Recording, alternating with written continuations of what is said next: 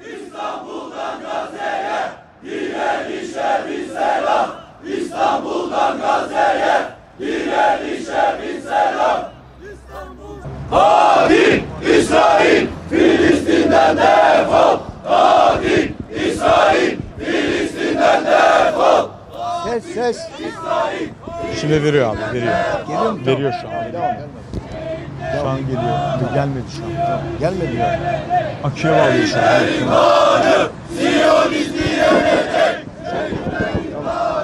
Siyonizmi yenecek. Türkiye'li Müslümanlar olarak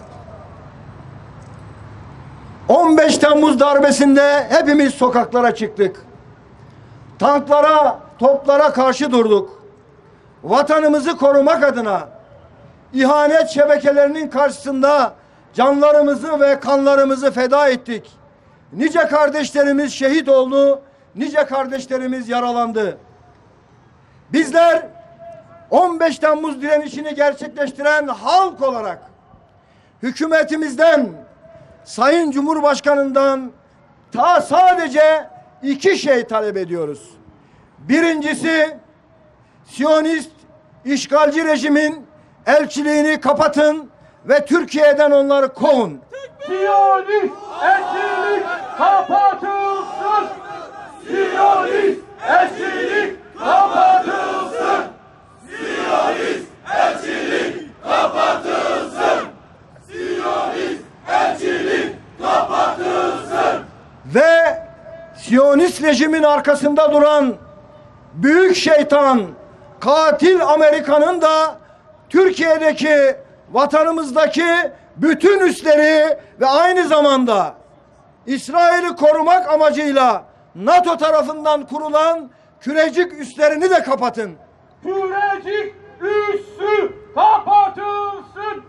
Kürecik üssü kapatılsın.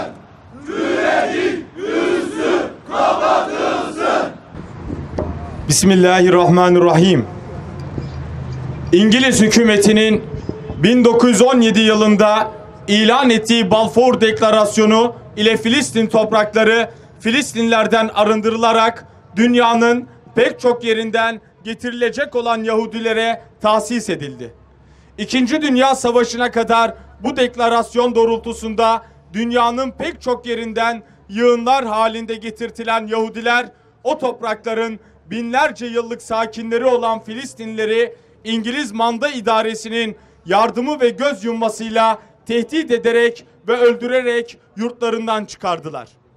Batılı devletler eliyle Filistinlilere karşı uygulanan bu acımasız ve haksız vatansızlaştırma politikası Filistin topraklarından yüzyıllarca barış içinde yaşayan farklı din ve kültürden gelen insanları birbirine düşman ederek sadece Filistin'de değil tüm dünyada beraber yaşama kültürünü zehirledi, yok etti.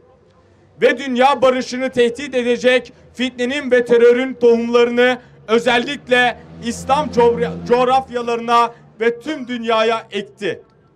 Özellikle 2011 yılından itibaren Libya, Tunus, Mısır, Suriye, Yemen, Lübnan ve Irak çıkartılan iç savaş, kargaşa ve kaos ile Siyonist rejim çevresinde istikrarsız ve hakları birbirine düşman olmuş ülkeler haline getirdiler.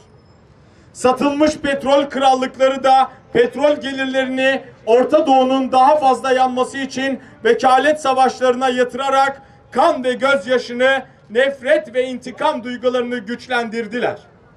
Ey dünyanın özgür insanları! Gelin hep beraber direnişe ve direniş şehitlerine ses verelim.